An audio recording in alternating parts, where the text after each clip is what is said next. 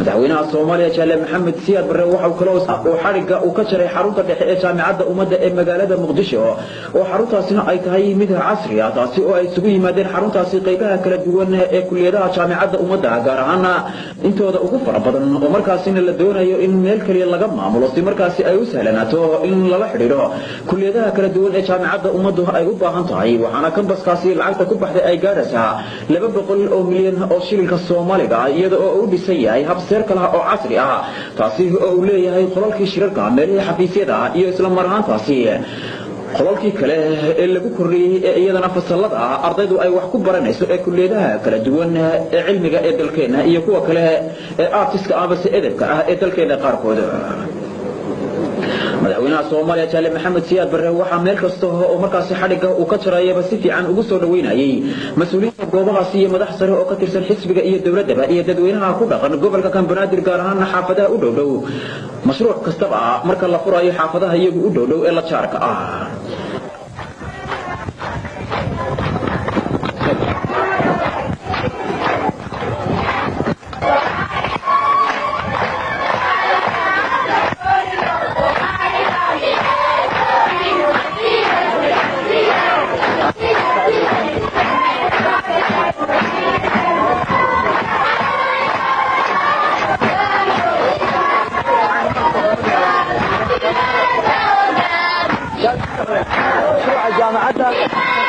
وكمل مشاريع وضحات كوها أو الغضب كي كعان كوي لما تنتهي أكتوبر كوني سجال بقول لحنا سجال وحو كفلي يومين كجارهانات فرتما يقان كي شغالها الصوماليات كاسو عدين إيسا مركي نياد وطن المجلو ومديسا لهين قليل كرو مشاريع مرarka qaarkood shakiga dadka qaarkii galiya inay fulayaan mashruuca jaamacadda wuxuu ka kooban yahay haddaan wax yar tusaale ka siiyo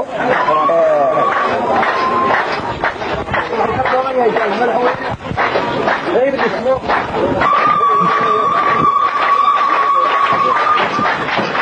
madaxweyne ku soo dhawaad kaanka mashruuca jaamacadda qaranka oo ay fulisay wakaaladda dhismaha Soomaaliya waxay ii tahay farax weyn in maanta la furayo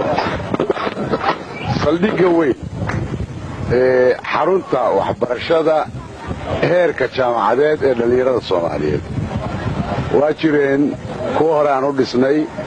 hab ka fudud ama ka yaryar inta hadda kan uu yahay laakiin waxaan aaminsanahay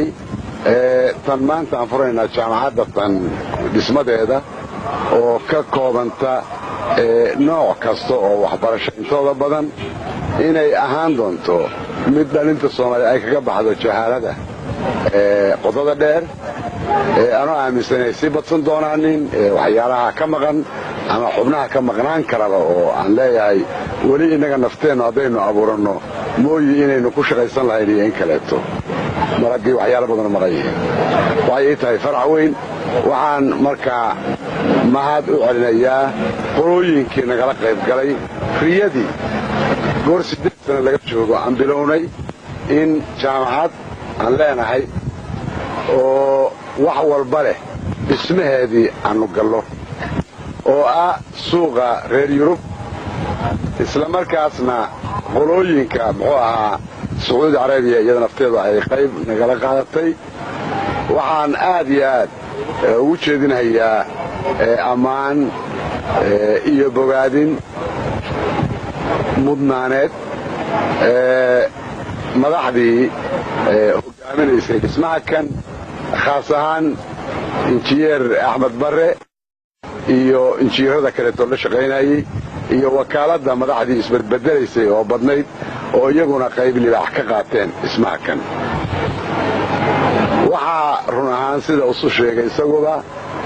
ay ahayd ujeedo badan inaanu ka lahayn mar inaanu culimadanada dhismaha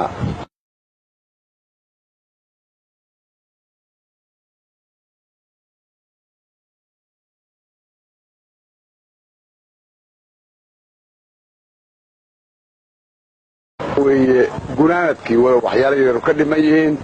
gunaanadkii intii faraha badneed